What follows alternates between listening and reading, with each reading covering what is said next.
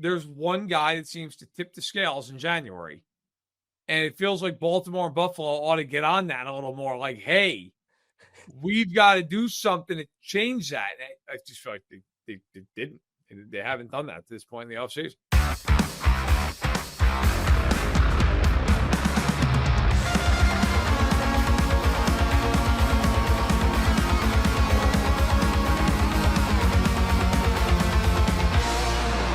It's that football show here on KC Sports Network. Tucker Franklin hanging out with Matt Verderame on a Wednesday edition of that football show. Thank you to our partners, Holiday Distillery and Ben Holiday Bottled in Bond Bourbon.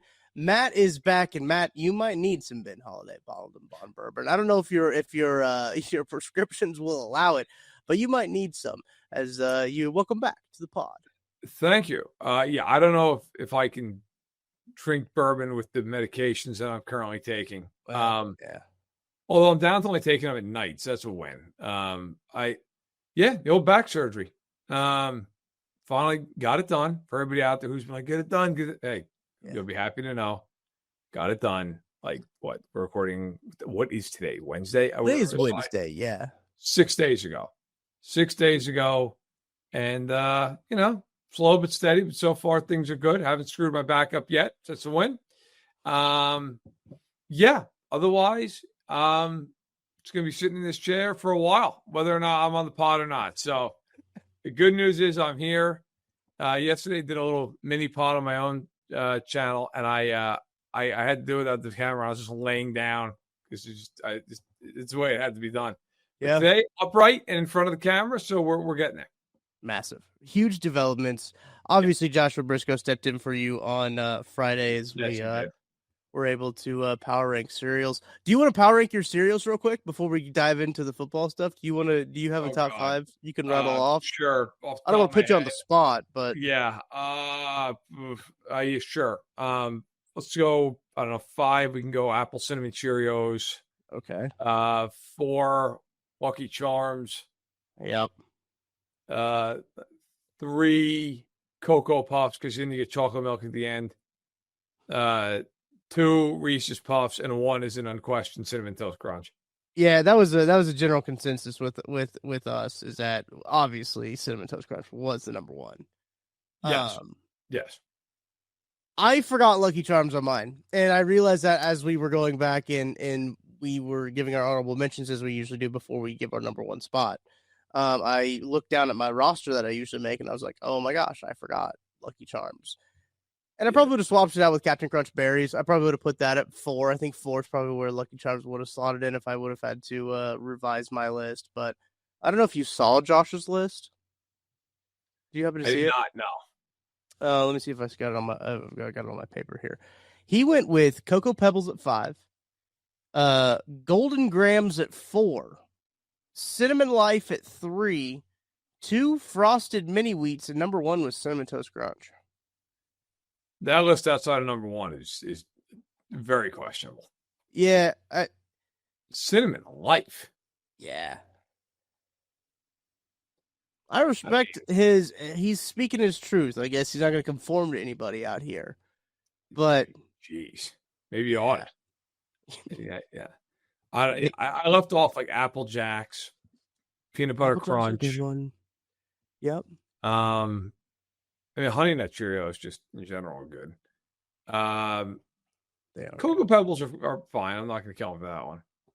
I had Fruity Pebbles at 2. They're my favorite. Fruity Pebbles are damn good. Yeah. My list, obviously Cinnamon Toast Crunch at 1, Fruity Pebbles 2, Reese's Puffs at 3. I had Captain Crunch Berries at 4. If I had to do it again, I'd put Lucky Charms at 4, and then Fruit Loops at 5. Fruit Loops is a really good one. Yeah, that just missed the list. So, yeah, overall, there you go. Chocolate Checks, it's pretty good. See, again, we're running into an issue that you're seeing with me is I just like the sugary cereal, not necessarily the chocolatey stuff. And I think a lot of people notice that my taste buds are those of a 6-year-old when it comes to sweets and everything like that. Yeah, well, glad I got your top 5 of the cereals. I know that was one that we were excited to do. Josh stepped in for us. We got to talk about some stuff. We got some quick hitters coming up on today's podcast as well. Plenty of news to get to with OTA starting for, I believe, was it 24 teams? Is that what I have down on my notes? Yeah, 24 teams. We were in mandatory minicamp. The Chiefs are one of the few that aren't because they're still on OTAs. Right. Session 3 of OTAs started on Tuesday. We will have media on Thursday from this third session of OTAs. And on Friday, we'll be able to talk about that on the pod as well a little bit. But, Matt, before we dive into our quick hitter segment on the back half of the show, I want to do a little talk about the Chiefs roster because PFF, and we are deep into June, right? Like this is a very June podcast topic. I realized as I was kind of putting it together, as I was looking around, I'm like, man, what can we talk about Chiefs wise? Because I feel like we've talked pretty much. We've covered this team. We've got it pretty well covered when it comes to the Chiefs. I was like, man, what can we talk about? And PFF, love them or hate them, has released their positional rankings as well as their roster rankings for 2025, their offseason rankings. And I think, you know what, this is a good little maybe kindling for a fire that we can talk about in terms of where the Chiefs roster currently sits. And I'll run through it real quick, Matt. I wrote down the PFF position ranks. I went through all of them, and I wrote down the Chiefs players that are in the top 10. The top 10 at their position and where the Chiefs roster ranks. PFF currently has the Chiefs roster ranked at 4. When it comes down to it in the NFL, that is behind the Detroit Lions at 3, the Baltimore Ravens at 2, and the Philadelphia Eagles at number 1. When you look at a position by position basis here, it's no shock. Mahomes QB1 by PFF. That's good. We don't have to question them. Travis Kelce, tight end 7. They did have a running back on the position rankings, but Isaiah Pacheco was 23, so that does not count. Trey Smith, guard 7. Side note, Joe Tooney, guard 2. Creed Humphrey, center 1. Chris Jones was D-end 1. And Trent McDuffie was cornerback 3. No linebackers in the top 10, but they had 2, Bolton and Chanel at 13 and 18 respective. No safeties, no edge, no tackles in the rankings at all. But Jaden Hicks was named to their all breakout team for 2025. Thoughts on those rankings there positionally for the Chiefs, how they stack up with the rest of the league? I mean, I think that's probably pretty fair. I mean, Mahomes is the top quarterback, unlike in Chris Sims' list, where he's the 4th best quarterback in his own conference. Right. Yeah, I mean, Kelce at 7. I'd have to really stop and think about it. But, like, look, Bowers is better at this point. McBride's better. Kittle's probably better. I'll tell you who they have ahead of them. They have Kittle at 1, Bowers at 2. I would probably flip-flop that. I would too. Okay. McBride at 3, Trey McBride. Mark Andrews at 4. I don't think he's better. Kelce, I think, is better than Mark Andrews. But okay, I agree. Sam Laporta at 5, TJ Hawkinson at 6. Yeah, all right. I mean, you could sit there and go back and forth. Laporta had a down year, and Hawkinson was coming off a knee. But yeah, that's fine. I mean, the only guy I'd really argue there is Andrews. Yeah, I don't even know if Andrews is the best tight end on his own team. So yeah, all right. Yeah, I mean, otherwise, look, Creed is Creed. You know, Jones, obviously, McDuffie's been awesome. I mean, I don't have. There's nobody that wasn't named. Did that include kickers, by the way? You know, it didn't.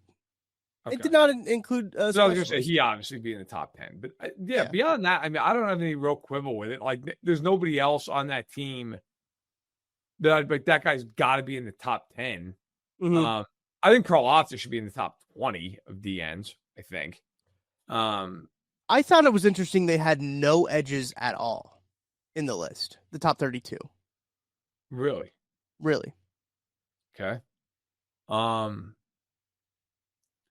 going to be honest. Chanel at 18 seems aggressive. Yeah, and I think Bolton. He's the 18th best linebacker in the NFL. He plays like 40% of snaps. Right. Yeah. I mean, I think Chanel's a good player. That feels like a bit much. Yeah, there's safeties. I mean, they don't have anybody who belongs there. Watson, not that Watson played very well. He got hurt, so I'm not saying he should be anywhere like near the top 10. But if you wanted to put on a guy in like an all breakout list, I think he'd be an interesting guy. I think as Chiefs fans, you watched them last year, like he's having that like turn. But I understand that people maybe who just don't watch the Chiefs like a hawk wouldn't have necessarily noticed that. Right. But I don't have any qualms. Hicks being on the all breakout team feels like a pretty good bet. No, I'm not always a big PFF guy, but I think that's a pretty accurate assessment of the roster. I want to go back to the edges. I'm looking at kind of like the bottom half here. 30, let's look at 30, 31, and 32. They got Kyle Van Noy as an edge. Okay. I don't know. I don't love that. Montez Sweat is 31. Okay. Nick Herbig is 32. Would you say Karlaftis is better than any of those three guys? I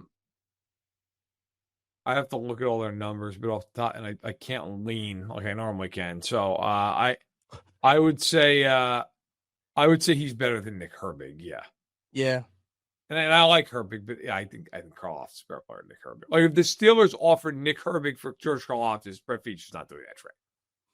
Right. Yes. Right. Like that's kind of how. Now Van Noy's been super productive the last couple of years. To his credit. I won't kill that. Sweat. Look, Sweat got paid, so it's like you're always going to view him a little differently, even though you probably shouldn't. Mm-hmm. But yeah, I think Karlaftis is in the top 32 in the league coming off the edge? Yeah, I do. I think so too. I got sidetracked by two Sweats. I got so confused there for a second. They're Josh and Montez. I do think that was the one that really surprised me. I'm not surprised that they don't have a tackle or a safety, right? Because they lost Justin Reed. Justin Reed, I think, was 13 in the safeties, and obviously they're not going to have a tackle show up on the race. No, they're not. And so I don't think those two were a very big surprise for me. I was a little bit surprised that Bolton was as low as he was. I thought PFF was a little bit more in on Bolton than they were. It was one of those things where I thought Leo was a bit higher than I anticipated and Bolton was a bit lower. I thought Bolton would for sure sneak into the top 10 in terms of PFF thing, like how they grade him and everything like that. But he doesn't. But let's talk about the roster as a whole. Yeah. Fourth best roster. Are you surprised that they have him at 4? To be frank, I'm surprised they're that high because I feel like every time I see a list like this, people are always like, well, the Chiefs, 12th. Like, I always feel like it's like there was a couple of years ago. I swear this isn't the medication. Somebody can look this up. I'm pretty sure it was on NFL.com. It was coming into the 2021 season because the Chiefs had just beaten the Browns in the playoffs. It was NFL.com ranked the Browns as having the best roster in the NFL. And like the Chiefs were like 6th or some hilarious thing. Like, it was insane. Yeah. No, I mean, look, the Chiefs, first of all, being in the top 4 is pretty damn good. Yeah, secondly, look, the Eagles have a loaded roster. They just put that on full display playing the Chiefs in the Superdome. Right. The Lions have a loaded roster. My only quibble with the Chiefs being behind those teams is just, do you weigh the quarterback position the way you would weigh it in games? Because if you do that, Mahomes is significantly better than Jared Goff is. And I know the Eagles fan out there will say, hey, Hurts just outplayed him in a Super Bowl. I mean, that's fine. That does not mean Jalen Hurts is better than Patrick Mahomes. Jalen Hurts is super like 2,800 yards last year. Okay. The Ravens, I think that one's a little more interesting in the sense that they are quarterback driven as well. And I've always kind of felt the Ravens are a little bit overrated. That's just a personal belief. Like, Derrick Henry's great. Zay Flowers is great. Who else on that offense is great? Right. Who's even good? Bateman, maybe, if he stays healthy. Like, I don't know. Like, I like Justice Hill, but like he's not like exactly, pushing them over the top. Defensively, they have Kyle Hamilton, who's amazing. Matabike is terrific inside. Roquan Smith, like they have some big time guys. So I'll hear it a little bit more defensively. I like Nate Wiggins. I think he should be really good. But yeah, it feels like it's a little bit like every year I feel like we do this with the Ravens, like all the nerds just love them to the moon and back. And then every year we watch them in a playoff game. And it's like, oh yeah, like all the same problems still exist. Like not to get off the beaten path, but that's kind of it's actually funny. I was thinking about this last night. I don't know why. But the Ravens and the Bills, they didn't do a lot this offseason. And part of that is you just can't. They're financially capped, and fine. The Ravens are almost identical to who they were a year ago. Almost identical. The Bills, they added Palmer at receiver. They added Bosa to kind of replace Von Miller. But largely the same team. Like, largely pretty much the same group. And I was thinking about this. I know we're going to get all the prognostications and all the commentators who are going to be like, hey, the Ravens, it's their time this year. And the Bills, it's their time. My question always feels like, why? Right. Like, what is any different? The Bills still have the same pass rush. They somehow still have the same safeties who were abominable last year. And they were just like, that's fine. Keep all those guys together. The Ravens still have the exact same team that can never win a playoff game. So I kind of walked away from it just being like, yeah, I get it. Like they're very good teams. Don't get me wrong. I mean, they're in the mix. They're there. But it's almost like both those teams are just hoping that the dice roll differently a little bit. Instead of like weighing the dice. Yeah. Like it's like they've been doing that for a long time now and nothing's changing. So listen, I don't have a problem with the rankings of the rosters. Are the Bills 5th, by the way? The Bills are 5th, yes. There you go. Yeah. So I mean it's they're all right there, but yeah, there's one guy that seems to tip the scales in January.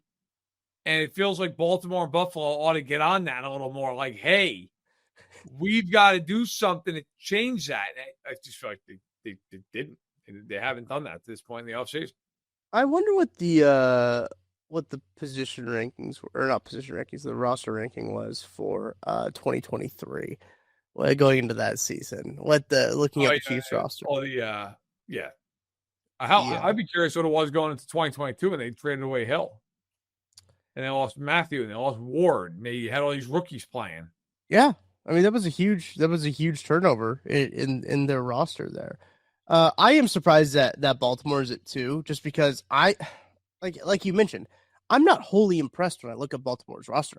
I don't look at it and think like, oh, that's a loaded roster. No, I don't either. I look at their roster and think like they're really they're good. They're a good team. They're going to be in the mix, but I don't look at them and ever think like, oh my god, how are you going to beat that team? Like, yeah, man, I wonder how much this changes though too when you look at the Lions roster now. I'm seeing that they have Frank Ragnow at center. How much does that change now that they don't have Ragnow? Like that's huge for the Lions that they don't have a key piece in their offensive line. I wonder if you drop them down a spot a little bit as well, and maybe kind of flip flop them with the Chiefs. But like, yeah, that was a surprising thing to me that Baltimore was 2.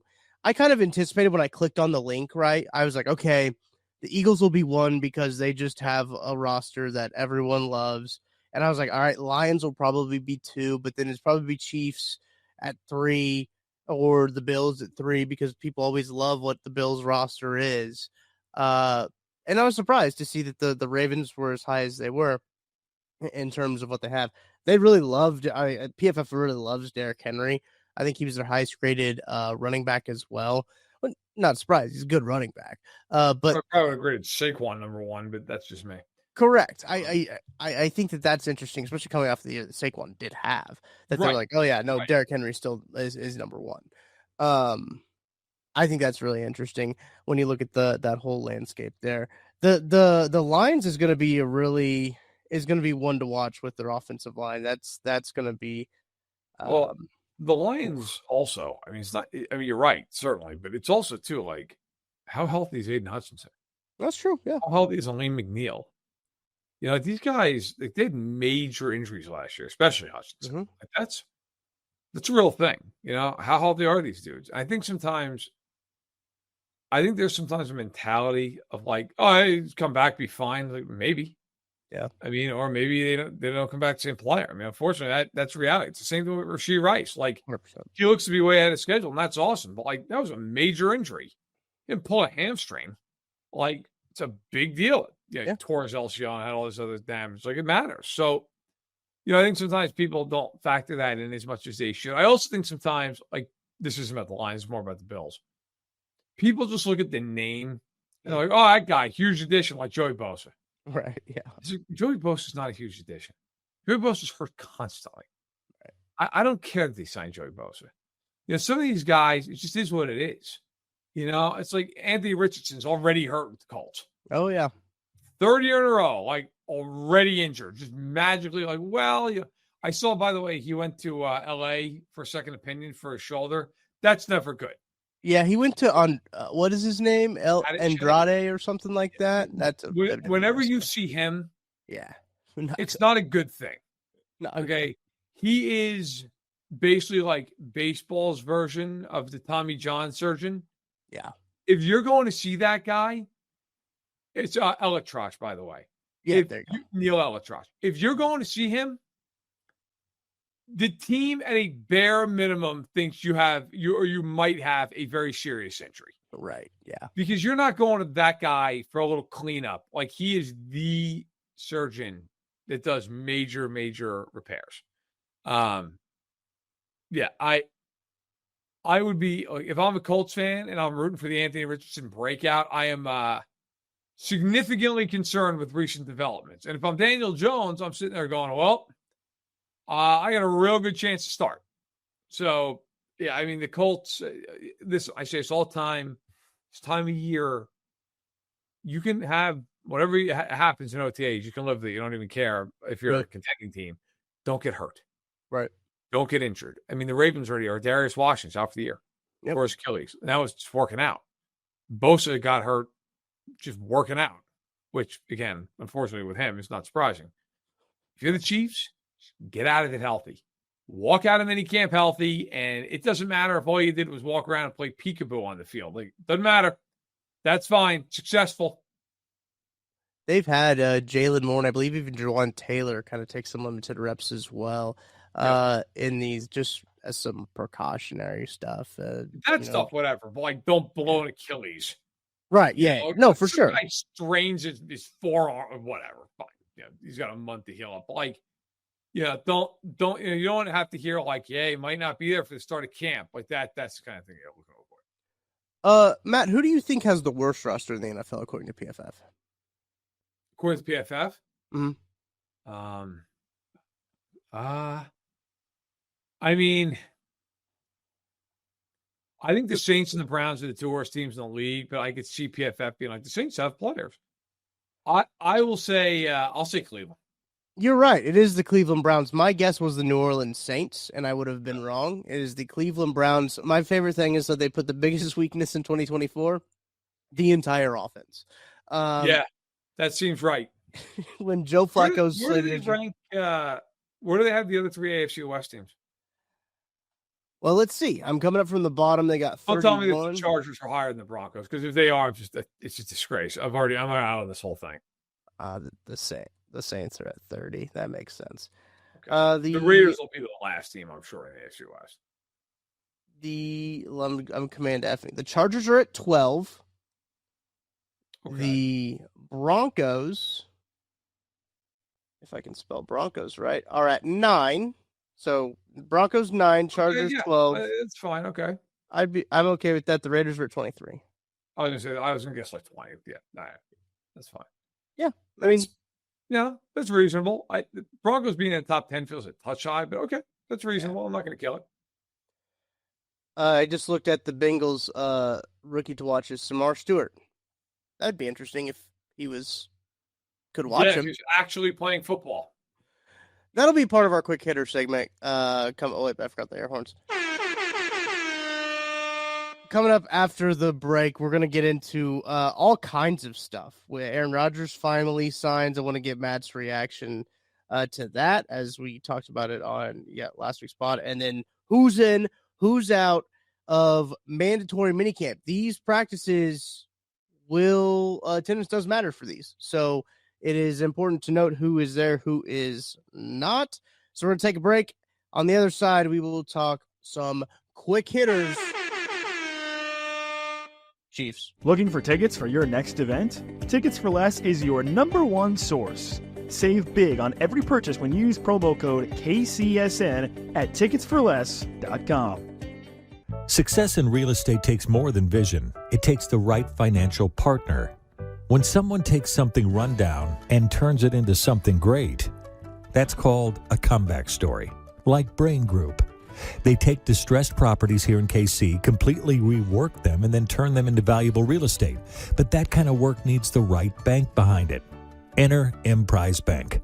They're not about cookie-cutter loans. They saw Brain Group's vision, backed them, and now they're making big moves in Kansas City real estate. Talk about your partner impossible. Emprise doesn't do one-size-fits-all financing. They invest in potential and back growth. Visit emprisebank.com/KC to learn more. Emprise Bank, member FDIC, equal housing lender. Folks, it's playoff time, and if you're still just watching the games, then you're missing out.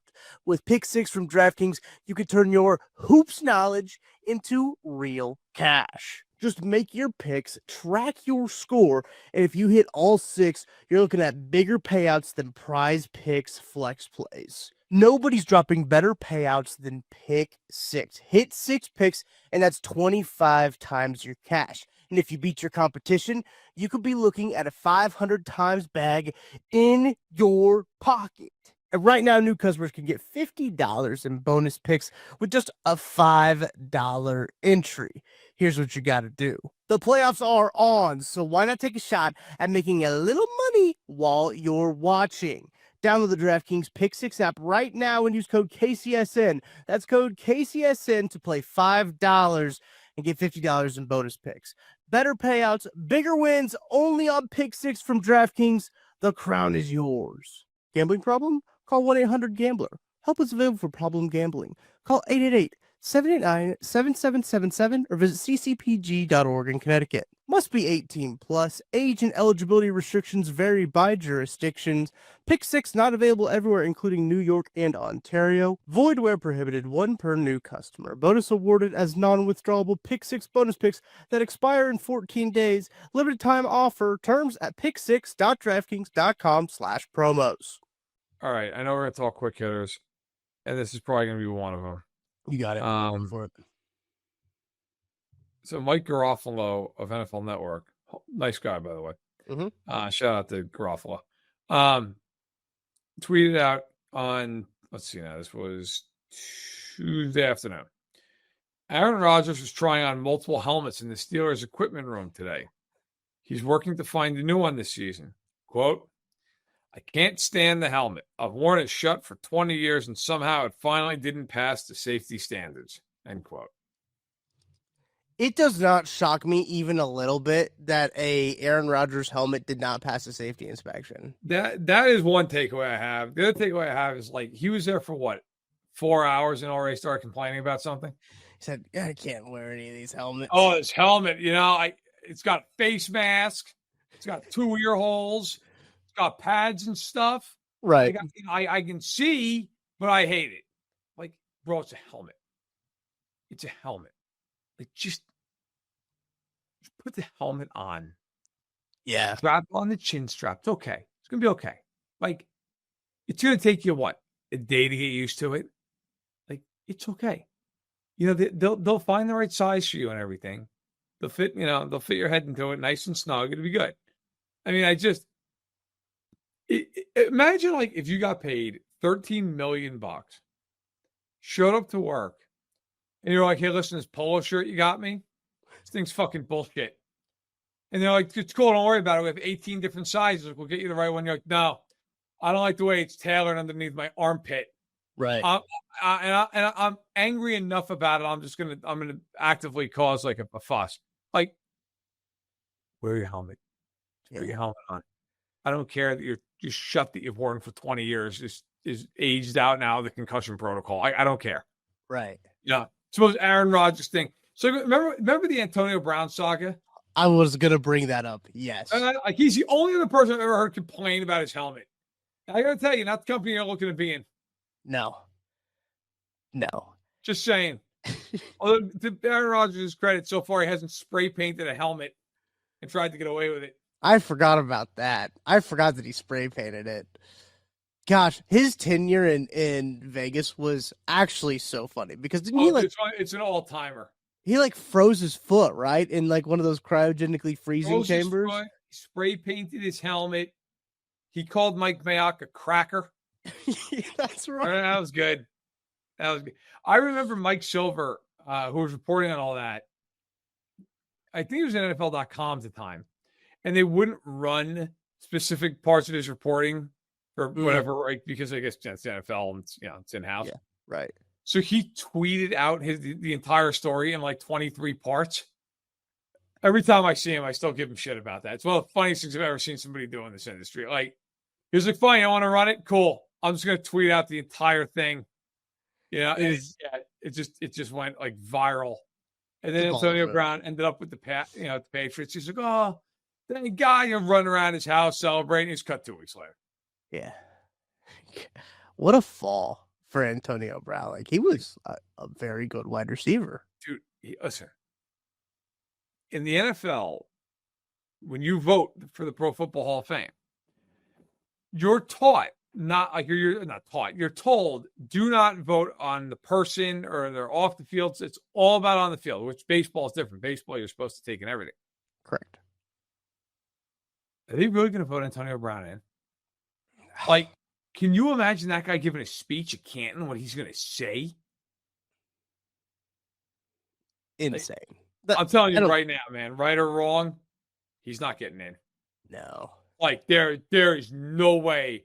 Goodell would throw himself in front of a car to make sure he didn't get in.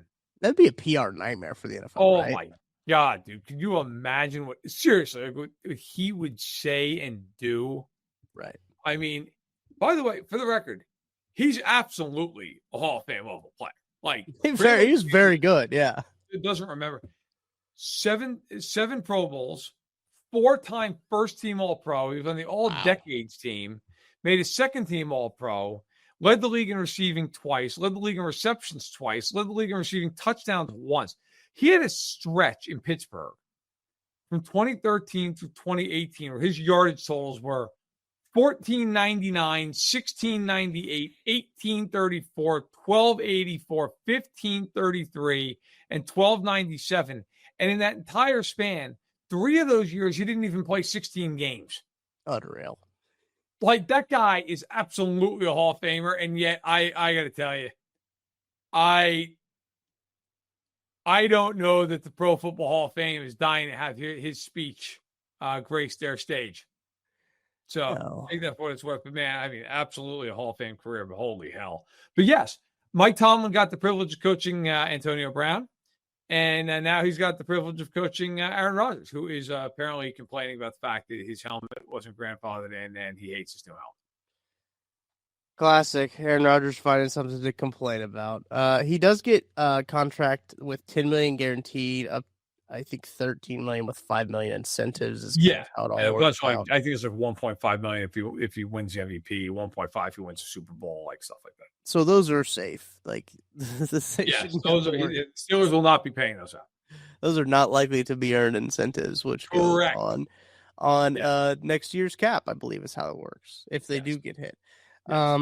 So nothing there. Other news that I didn't see until I started to collect these headlines. Chris Conley retires after 10 years. Happy to Chris Conley. Chris Conley ended up having a damn good career. You did. You last 10 years in the NFL, man. You did something. Shout out to Chris Conley. Yeah, I mean, in all seriousness, 10 years in the NFL is not nothing.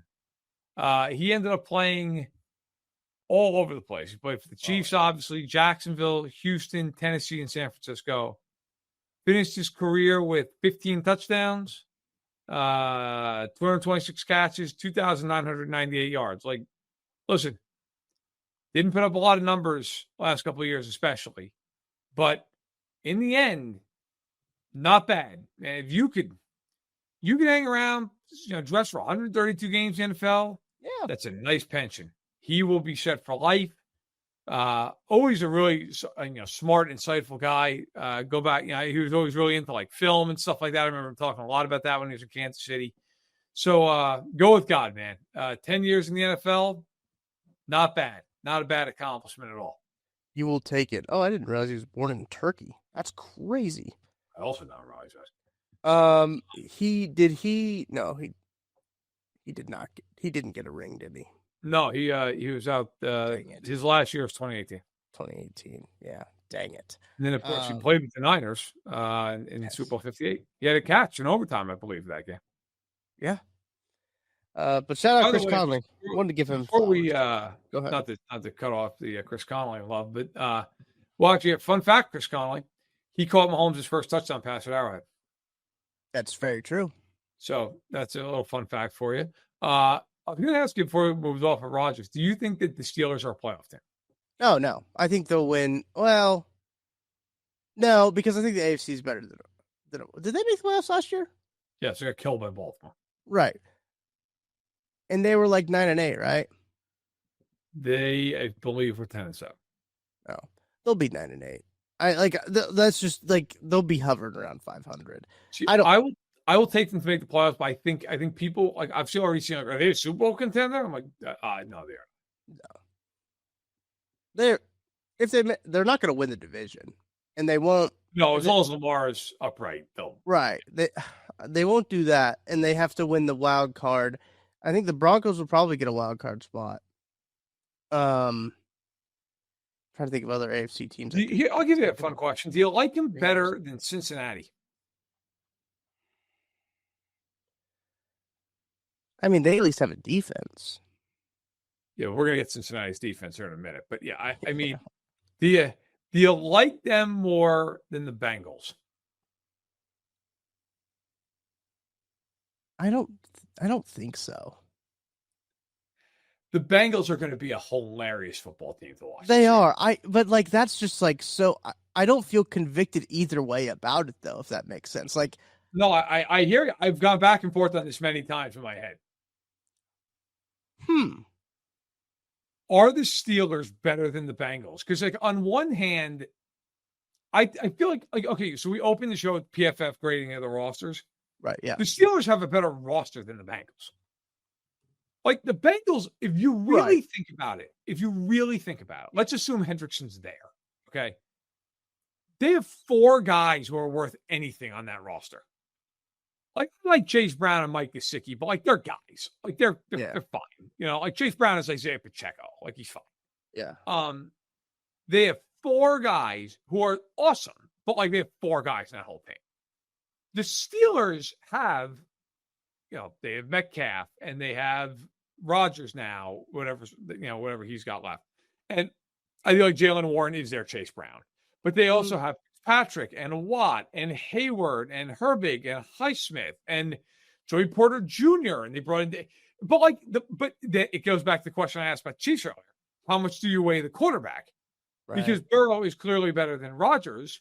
Yeah. Like, I am fascinated to see how that division shakes out because I don't think the Bengals are better than Pittsburgh, but I also think I might take the Bengals to beat Pittsburgh in like a 1-game situation. Yeah.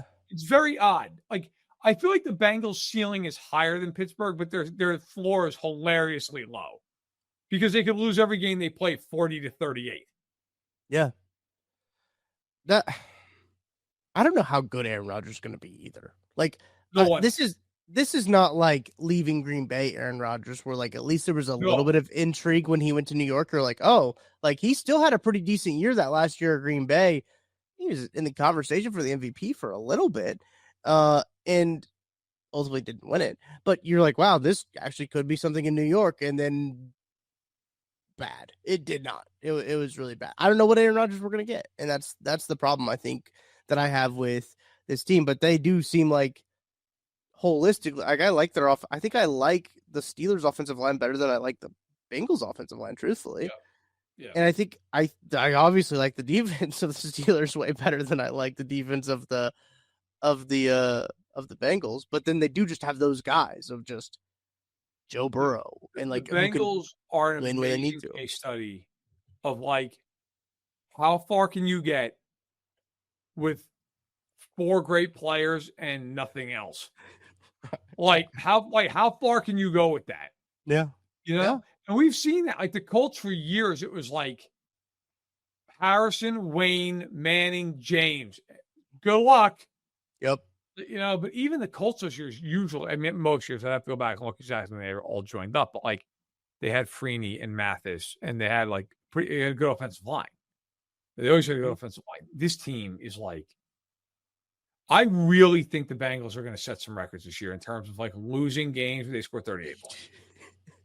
Because I'm pretty sure last year they lost 4 games and they scored over 30. Yeah. I think you're going to have a game or two this year where someone like Daniel Jones throws for 430 yards against them. Oh, and you're like, yeah, the Colts won because Alec Pierce went for 12 and 280. And you're like, oh, yeah, well, of course, because Dax Hill was on him. You know, like, there's no Anarumo now to kind of, you know, plug the hole in the boat, if you will. Yeah, He right. couldn't even do it last year. Like, Lou just couldn't do it. And the Bengals were like, you know what? It's his fault. Let's bring in Al Golden, who's, by the way, Al Golden. That's right. I was trying to think who they hired. Al Golden has never been a coordinator at the NFL level. Ever. If you're curious, you're like, man, Al Golden, like, where's he been? Well, he was Notre Dame's defensive coordinator the last 3 years. Yeah. And before that was a linebackers coach for the Bengals when they were awful. Okay. And then he was a coach for the Lions when they were awful. And now Al Golden's involved. Apparently he's going to fix it. Like, Yeah. if the Bengals rank 25th in the league defensively, that to me is a huge win for them. Like, I'd be like, that's great. That's better than I possibly could have thought. You know, I could have possibly thought it was going to work out. To be fair, I guess Mr. Golden's expectations are very low. So that's kind of where you want to be. You're gonna want him low. You're gonna want him real low. Like, dude, if Trey Hendrickson follows through and doesn't play for them this year, Yeah, okay, let's talk about that because there's a lot going on right now with the Bengals. yeah, we might as well. I kind of hijacked this thing. You might as well. No, that's okay. And with the Bengals defense specifically, they released Jermaine Pratt, I believe, on Monday. Tuesday it became official. So Jermaine Pratt no longer on this team. A guy who is a slated starter for them. What else do I have here? They were one of the 24 teams that did start minicamp. Trey Hendrickson, not there. Shamar Stewart, still unsigned. He's not there as well. Those are two, pretty big pieces of your defense that is already depleted that are not going to be there. Trey Hendrickson wants a new contract. I believe I saw that Shamar Stewart said to the media that he's not asking for anything that the Bengals haven't done before, and basically flaming the organization as he should, because that's ridiculous. I did see, I don't know if you saw this tweet going around on Twitter this morning, on Wednesday morning, from Zim, a famous Bengals fan, saying that because Shamar Stewart is a Chiefs fan, he's not signing with the Bengals. And look, I'm going to tell you this right now, Matt. If the Bengals offered me $19 million, if the Raiders offered me $19 million, where's the pen? Where's the line? I'm going to sign. I don't give a rat's ass. $19 million? There's not a Chiefs fan alive who would say, "Oh no, I'm good." You are fooling yourself if you are saying, "No, I would never sign for the Raiders." $19 million. Yeah, you'd be fine. You'd get over it in a hurry. Okay. Correct. So the reason that they haven't come to terms with Shamar Stewart is not, to my understanding, money. It's more like the language in the contract. Correct. Yes. Which is even more hilarious. Yes. This happens every once in a while. Joey Bosa years ago with the Chargers held out almost to week 1 because of offset language in his contract. It does happen, but it does not happen a lot now in the era of the rookie wage scale. Like, there's no real reason for it to happen. Yeah. Also, by the way, their second-round pick, Demetrius Knight, linebacker, he also is not signed. Just in case you're wondering, he is also unsigned. He has participated in drills, but he's not signed yet either. Mm-hmm. So their second-round pick is not signed but participating. The first-round pick is not signed and said, "Fuck this shit. I'm not playing." And also, by the way, I had a quote. I'm paraphrasing. Forgive me. I would look it up on Twitter, but that would require me to bend forward 10 degrees. So that's not going to happen. Had a quote saying that he knows that he's 100% right and that with Trey Hendrickson, you could argue that he's 1% wrong because he's under contract, but that you can't say that he's incorrect at all. And I was like, hey, bro, maybe leave Trey Hendrickson out of it. Like, what? Why would you say that? Okay, I found it. Can I read it? You go ahead. It's actually an amazing quote. Like, so first about the timetable, he said he has no idea, and he really doesn't know when it's going to happen. correct. That's tough. Number one, he said, "Well, we'll all agree Trey would be right?" Stewart asked the media, but technically he's still 1% wrong for being under contract. In my case, I'm 100% right, so it should be a no-brainer. In Trey's case, I think it should be a no-brainer too. He had 17.5 sacks the last 2 years. If I was the GM or if I was the owner, take all my money, but I guess they don't offer it like that. That's an insane quote. That's like some Steiner math right there. That's amazing. I love that a guy who hasn't played one down for the Bengals is just absolutely laying the GM on a slab. They're like, hey, you want to win? How about paying everybody some money? Yeah. You know what? This guy's got a point. He said, if I was the GM, I'd give him all the money. Yeah.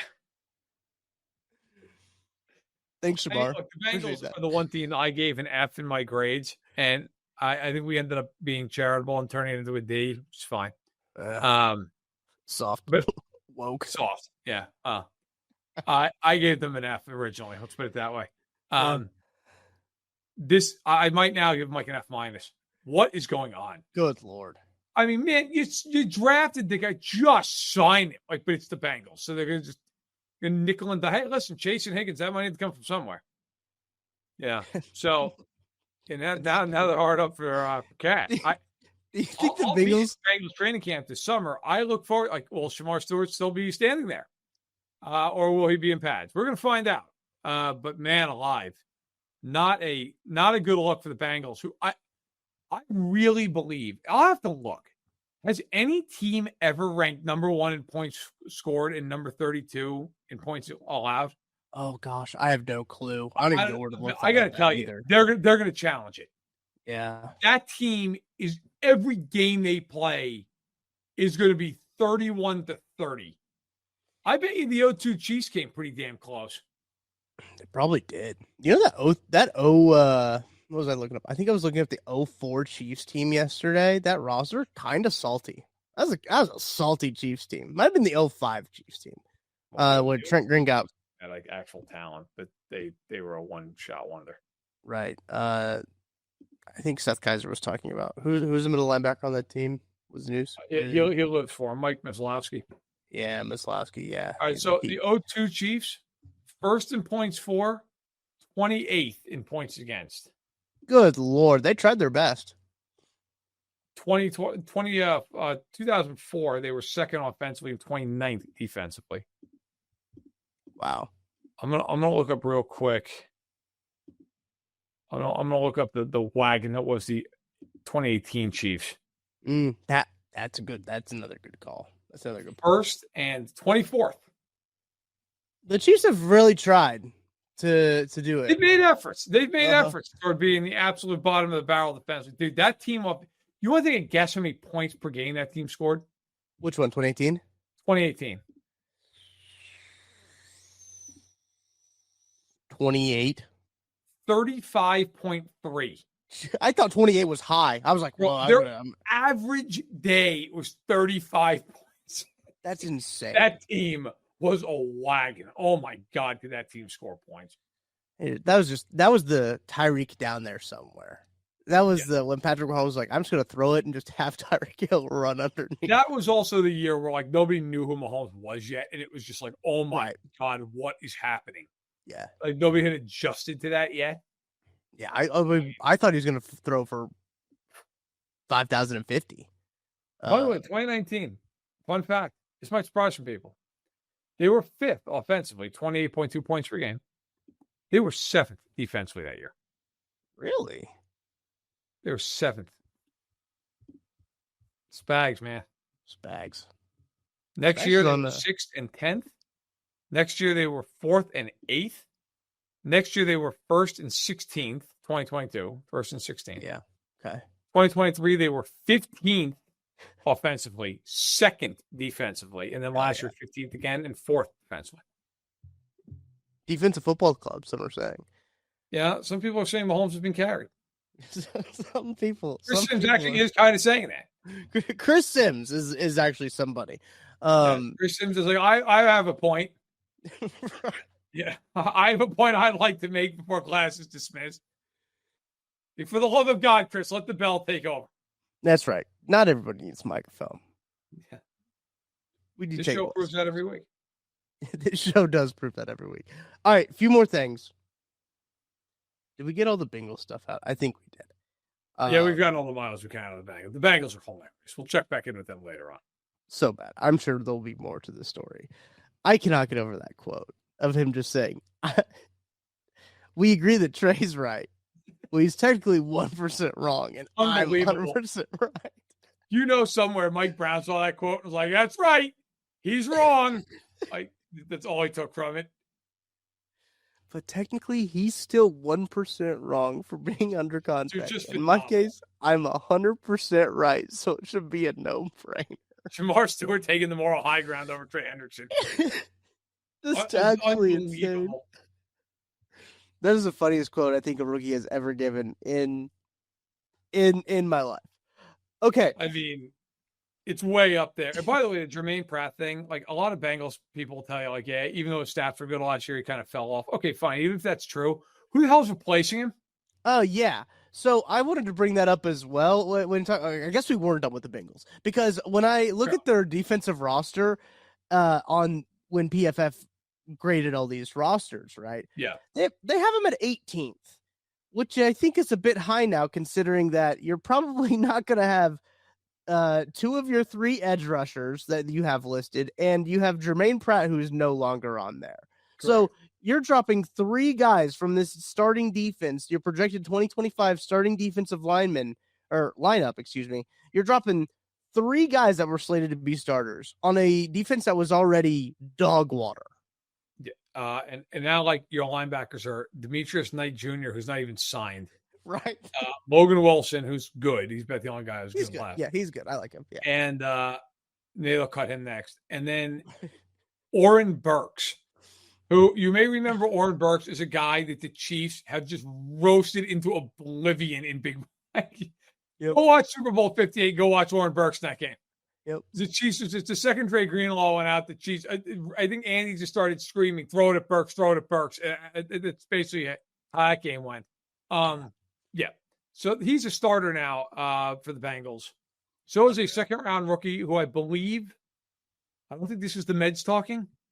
I believe Demetrius Knight Jr. played 6 seasons in college. I'll double check that. That sounds about right, though. I think he was at Kentucky last, if I believe he was with 3 South Carolina. Programs. Yeah. Let's see here. Yep, he was at University of North Carolina at Charlotte. He was at the Georgia Institute of Technology and the University of South Carolina. He was born in the year 2000. So he is 24 years old coming into his rookie season, and he is a 6-year linebacker who did spend his final season at South Carolina after 4 years at Georgia Tech and 1 at Charlotte. Yeah, he also was projected as like a 6th-round pick. Yes, he was. And went like 45th overall, whatever the hell it was. So good job with the Bengals. Well, I mean, they freelanced their scouting department, so I mean that makes sense. I always love the Bengals, like a little behind the curtain, with this. Bengals have really good people who work for them. I'll say that. Like I will say, like I have nothing but good things to say about the people I've ever spent time with there. Like they make your experience first class. But the Bengals, like the ownership, that's a little bit of a different story. So when I go to training camp and I do my tours, okay, I do the Midwest. So I do the whole NFC. Whole NFC North, Chiefs, the Colts, the Bengals, the Browns.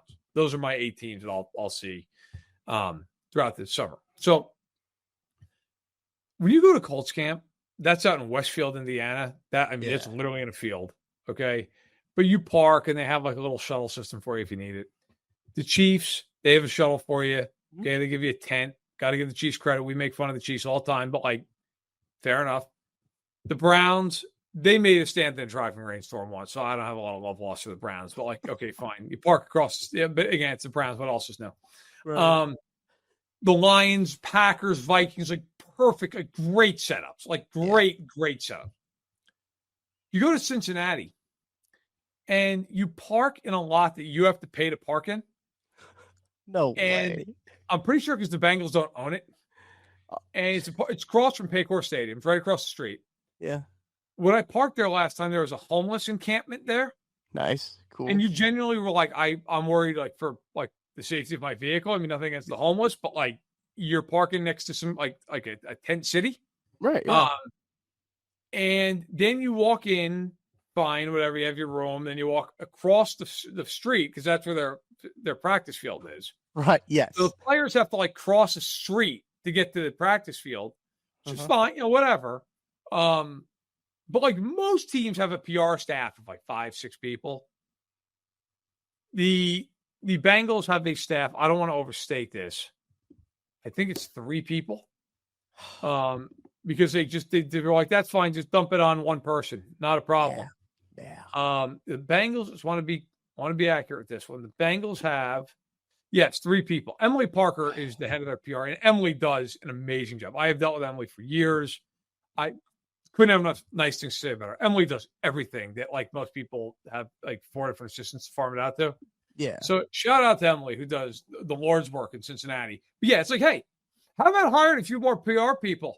How about a few more scouts maybe? Make everybody's life a little bit easier. Nope. And on top of that, good luck parking. It's $15 and your car may be used to cook eggs on. Yeah. So it's good. I will say never had an issue as it turns out, but yeah, you got to park and you got to pay to park in Cincy, which I just find hilarious. Like great access. They're awesome in terms of that. But yeah, the Bengals are different. The Bengals are different the way they operate. Yeah, it sounds like they run to maximize shareholder value is the way that they kind of operate as an organization, which you don't really want your football team to do that. Okay. Last few quick hitters here. Packers cut Jair Alexander. That was one I believe that was kind of anticipated. Yeah, we knew that was coming. Yeah, he's due $17 million this year. It sounds like the Packers are going to eat all that. Eat all $17 million this year for Jair Alexander to hit free agency. Texans signed Nick Chubb to a 1-year, $2.5 million deal. Thoughts on Nick Chubb to the Texans, Matt? You know what? Why not? Fine. But unfortunately, I think he's kind of done. I watched enough of him last year to kind of come to the conclusion. I just think the injuries and time have taken their toll, unfortunately. Great career, though. Here's a question related to the Chiefs. Would you have rather had Nick Chubb this year or Kareem Hunt this year? I'd rather have Kareem Hunt. Okay. I understand the idea of upside with Chubb, but like I feel like I know what I'm getting with Kareem Hunt. Yeah. Where like you might hand off 50 times to Chubb and be like, oh my God, he's gonna average 2 yards carry. Like I at least know what I'm getting with Hunt. A little quick rapid fire here with who's there, who's not in terms of mini camp. This is as of Tuesday's reporting. Kirk Cousins is going to be there, and he does plan on being the backup quarterback. Look, I would too if they're going to pay me that much money to be a backup quarterback. I would also participate in mandatory minicamp, as well as James Cook. James Cook is also there in a contract dispute with the Bills, but he is still practicing. Some guys who are out. TJ Watt joins Trey Hendrickson also as well as another edge rusher who is no longer going to minicamp. With L'Jarius Sneed as well, I did see is not going to be at minicamp. Who knows if that's injury related or not. And Jalen Ramsey, a couple of Dolphins here. Jalen Ramsey and Jonnu Smith are also out. Jonnu Smith has been linked to the Steelers in terms of trades recently. With how he wants to stay in Miami, but the Steelers need a tight end because Donald Parham tore his ACL in practice for the Steelers. So he's been linked there. Terry McLaurin also not at Washington's mandatory minicamp as well. Thoughts on any of those, Matt? With McLaurin, I take the Shamar Stewart route. Just say pay him all the money. Yeah. Pay it all to him. Yeah, I agree with that. all the rest would find me. I saw James Cook's quote, like, I'm just here because I like my money. Yeah, fair enough. James Honestly. Cook, who doesn't? I think it's hilarious that the Dolphins just cannot find the way to trade Jalen Ramsey. Like, guys, you're not getting anything for him. He's ancient and expensive. Yes. Just give it up. You're like, literally, if you eat some salary, you might get like a 6th-round pick. That's it. Like, I love the Bengals. The Dolphins are just holding on. Like, maybe a day 2 pick? No, I don't think so. The Dolphins are a classic case of a team that built their team like they're playing on Madden. Yeah. And then we're just like, shit. Like, can we get under the cap? Like, are we going to be able to do this? Like, they just have to start gutting the whole. Like, the Dolphins have spent a hilarious amount of money on guys who are like maybe going to be good for one more year. Bradley Chubb and even Tyreek. Look, actually, to their credit, it worked out with Tyreek. But like, man, now it's not working out. They spent major money on Waddle, major money on, I believe, on Jalen Phillips. I think they gave him a big money deal, didn't they? Yeah, that feels right. Ramsey, ton of money. Like, why didn't you pay Javon Holland? Like, what? Right. Yeah, I don't know. And now it's like they're in this never, and of course, Tua. Now they're in this like weird land of we can't rebuild because we just gave Tua a fortune, but we're also not good. Yeah. Okay, well, you got a problem. You got a big problem. A couple more here. Broncos signed J.K. Dobbins. That was an interesting one. I think he had a little bit of juice last year, but he lands with the Broncos. Thoughts on that one for the division rival? It's fine. I don't know that it really like. It doesn't change my opinion of them. Yeah, it's fine. He's a good player. They got a pretty decent running back room now. Him, RJ Harvey. Yeah. Uh-huh. Yeah, it's fine.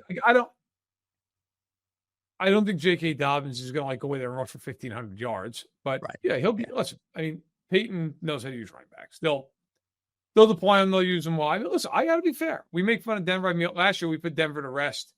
I think for anybody else in the league, and they're making the playoffs. Right. So, shout out to Denver. Denver, to their credit, has done well. I Denver's a playoffs team. I don't think they're a Super Bowl team. The big question I have with them is Nick's going to improve? Or is it one of these things where it's like, okay, everybody got a good look at Bo Nix now? Right. Yeah. And now it's like Bo Nix turns into Mac Jones. Yeah. Because that is the comp that keeps sticking in my head. Mac Jones did the exact same thing as a rookie. Played well, pretty similar numbers, went to the wild card round, got lit up like a Christmas tree in the wild card game. Mm-hmm. And it was just downhill from there.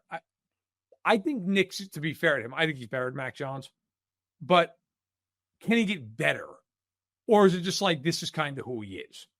Because if he can get better, then now we're talking. If he's the same guy, then it's like, okay, yeah, you might win 10 games, but your ceiling's, the wild card round, something like that.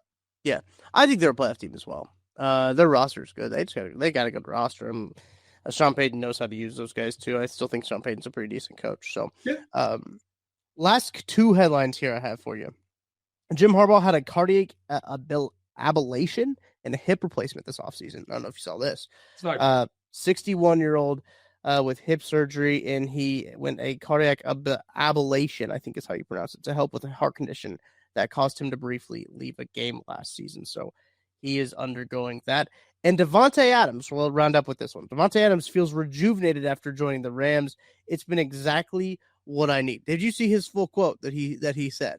I didn't, but I can only imagine it based on where it was coming from. It's been exactly what I needed. Feeling rejuvenated and really, really enjoying the time with the guys, getting to know them, getting on the same page with Matt Stafford, and just kind of gelling with the whole team right now, Adams said on Tuesday. It feels like I've been on this team for a couple years now, just based off how open and receptive they've been to me.